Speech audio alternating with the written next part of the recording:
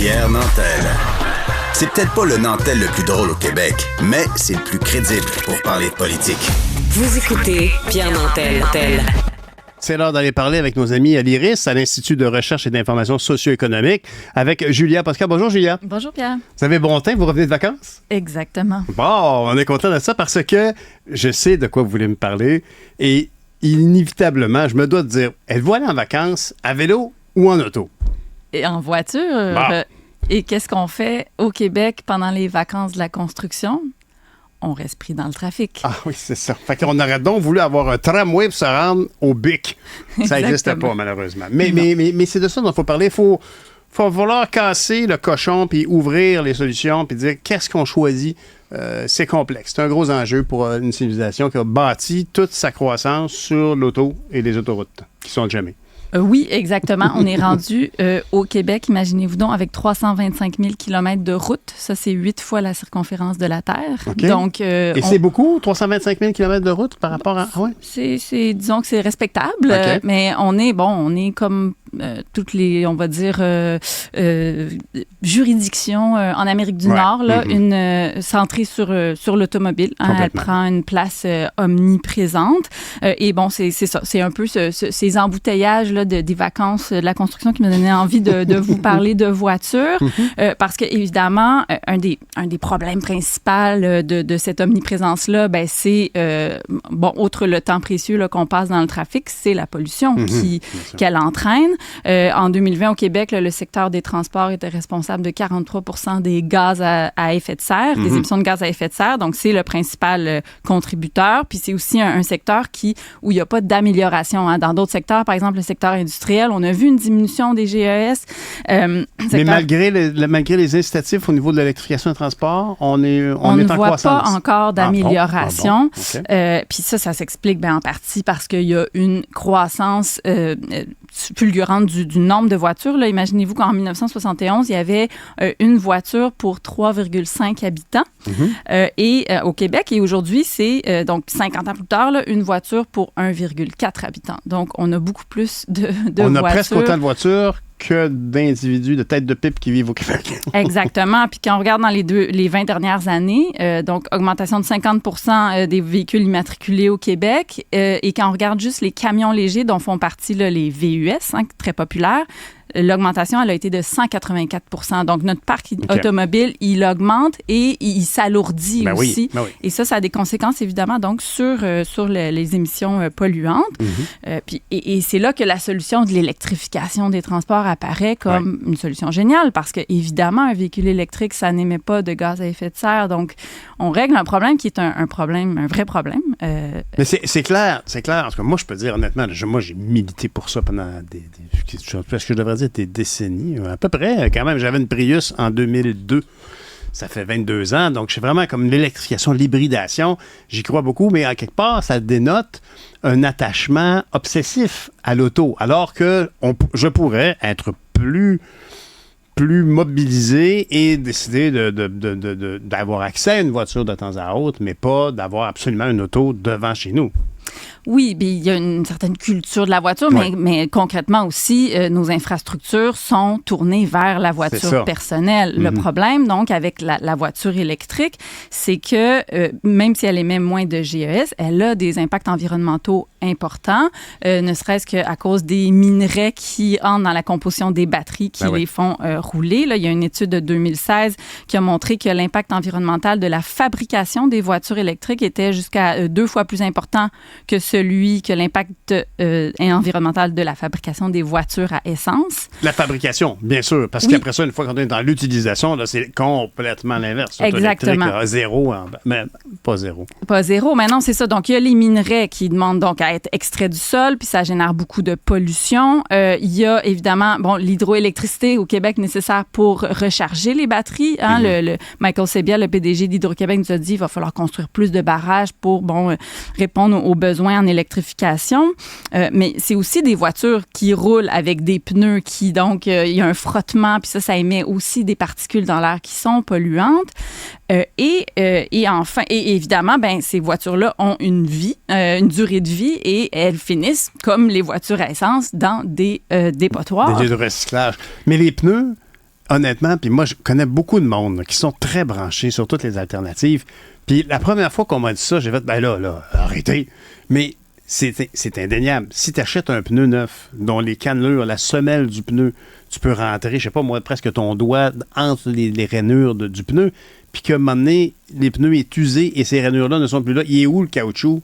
Ben, il s'est vaporisé en parcelles, en petites particules. Dans l'air, dans les cours d'eau, exactement. Puis un autre des problèmes importants qui vient avec la voiture électrique, c'est que on ne fait qu'en fait remplacer un véhicule personnel par un autre, et donc on ne freine pas l'étalement urbain, qui est un phénomène qui lui aussi a des conséquences environnementales importantes parce que on détruit des milieux naturels. Le fait qu'on s'installe plus loin sur des terrains plus grands, ça fait on peut plus consommer davantage, plus grosse maison, plus grosse voiture. Donc, bref, on remplace, c'est ça, un problème par un autre. Et donc, on voit, oui, la flotte de véhicules s'électrifier. Là, on est rendu à 28% en fait des véhicules neufs immatriculés qui sont des véhicules électriques. 28% quand même. Oui, c'était 2% il y a 7 ans seulement. Wow, donc, vraiment, okay. On a beaucoup cheminé, mais c'est ça, on est encore avec donc une société qui tourne autour de la voiture et donc un mode de transport qui a une empreinte matérielle importante. Hein. Puis même, c'est pire parce qu'en fait, étant donné qu'on réduit nos émissions de GES, donc on économise en quelque sorte une ressource, ou en tout cas qu'on protège davantage l'air, on a tendance à donc produire plus on va avoir tendance à acheter plus de voitures. Hein, c'est ce qu'on appelle là, Maintenant qu'elle ne pollue plus, j'en ai 8. On appelle ça l'effet rebond. Hein, quand il y a une économie qui est faite dans la production d'un bien, soudainement, ou qui coûte moins cher, on en produit plus, on en consomme plus. Donc, on a comme, c'est ça, créé un nouveau problème. Et évidemment, donc, ça pose la question, comment on fait pour donner d'autres options aux gens? Parce que c'est pas nécessairement... Oui, il y a une culture de la voiture, puis on aime ça, c'est confortable, ça nous amène facilement du point A au point B. Regardez mon sourire, là. Sauf quand il y a du trafic, on le rappelle. Mais il y a un problème environnemental et il y a un problème aussi là, de quantité de voitures. Là, en ville, on le voit, c'est devenu infernal. Là. Mais puis honnêtement, vous connaissez toute ma sympathie pour l'angle duquel vous arrivez. Entre autres, à peu près toutes les positions de l'IRIS, je les entends puis je les applaudis. Mais je me fais l'avocat du diable.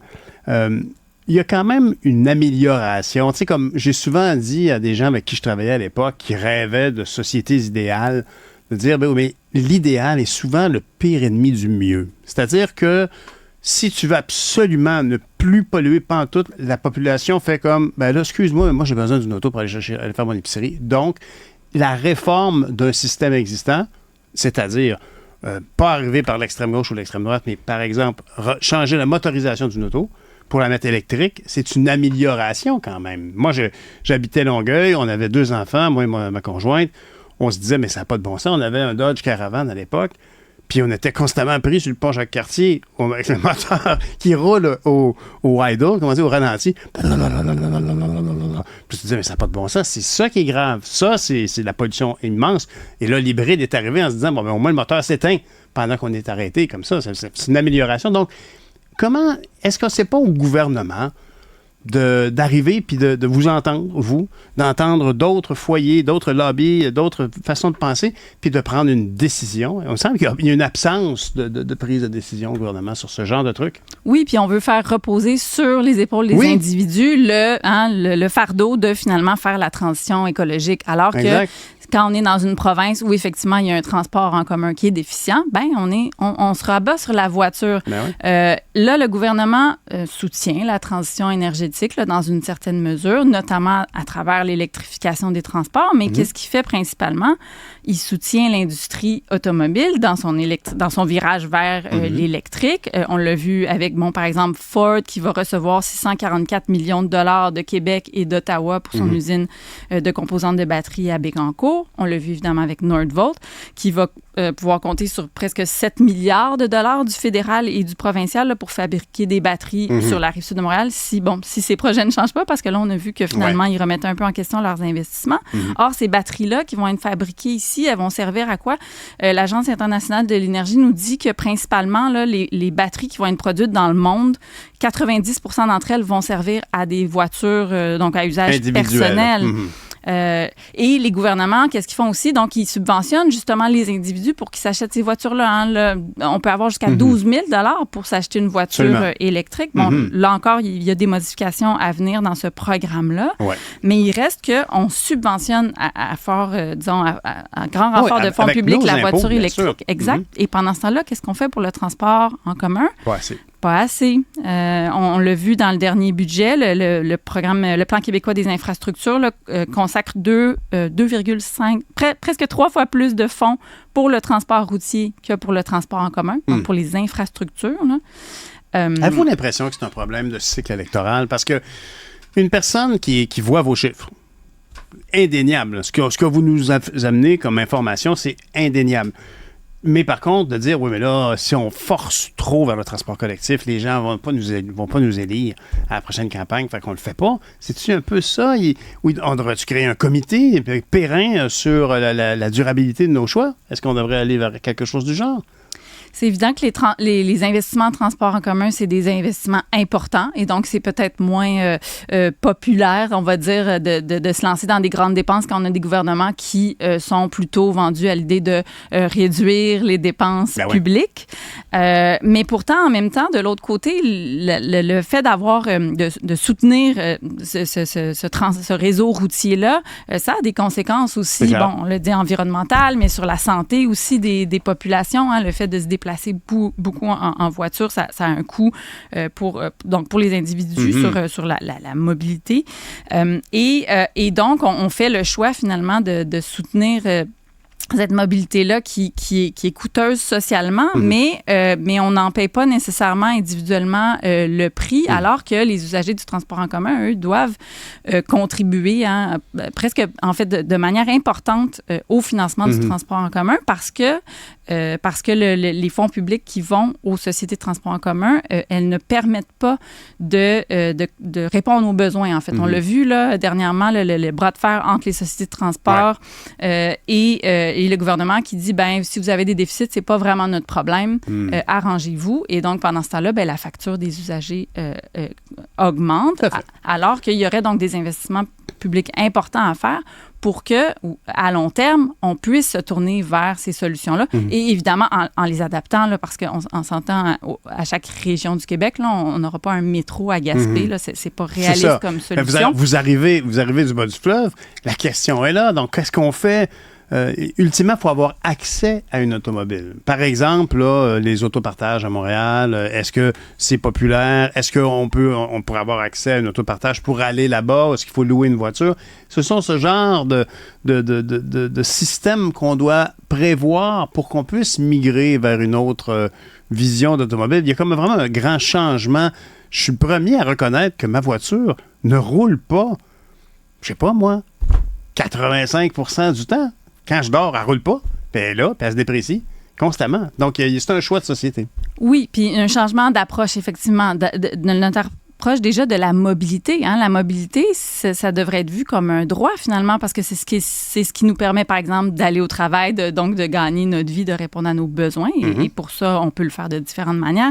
Ça nous permet d'aller voir nos proches et donc d'entretenir des relations sociales qui sont riches. Ça nous permet d'avoir accès à une foule de services, des services de santé notamment, mais bon, de nous procurer aussi les biens dont on a besoin là, pour, encore une fois, répondre à toutes sortes de besoins, alors que c'est beaucoup plus vu comme une occasion d'affaires hein, dans le paradigme actuel. Une occasion d'affaires ici pour des constructeurs automobiles, par exemple, ou de batteries, d'électrifier leur flotte de voitures et de les vendre. Donc, changer de paradigme et donc de se dire, quelles sont les solutions de mobilité les plus adaptés à nos différentes régions au Québec, aux villes, aux banlieues, aux régions moins densément peuplées. Et ensuite, se questionner aussi, bon, mais comment on les finance aussi, ces solutions-là? Et là, il y a clairement le bas blesse, parce que je le disais, le transport en commun, c'est le parent pauvre du transport. Ouais. Pourtant, il y aurait quand même des moyens là, d'augmenter le financement du transport en commun, par exemple en ayant en haussant les taxes sur l'immatriculation, en les modulant, donc en augmentant peut-être... Quoique ça a fait une grosse grogne, ça, récemment. Il y a des gens de la CMM qui ont se retrouvés avec une augmentation de 100 $ à payer le transport en commun. Les gens n'étaient pas contents. Mais il n'y a personne qui a envie de payer un impôt ou une taxe. Ça fait jamais plaisir. On est toujours content de garder notre argent dans nos poches. Mais si on nous dit pourquoi, si on a un gouvernement qui se dit, bon, là, il va falloir faire un grand plan parce que, par exemple, en 2035, il n'y aura plus de voitures à essence vendues. Donc, on migre vers ça. Il y a comme un effort de communication qui n'est peut-être pas assez fait. Mais en tout cas, ce sont des grandes questions, puis je suis le premier à reconnaître à quel point c'est difficile de changer son paradigme. On a besoin, on voit notre voiture comme notre cheval, alors qu'on devrait peut-être l'avoir comme un accès à un transport. Vous l'avez vous-même, vous avez trouvé une voiture pour aller en vacances. Il n'y a pas question de ne plus avoir d'auto pour faire des grands déplacements. Ça va de soi. Merci beaucoup, Julia Posca de l'Iris. Merci, bonne journée. Bonne journée.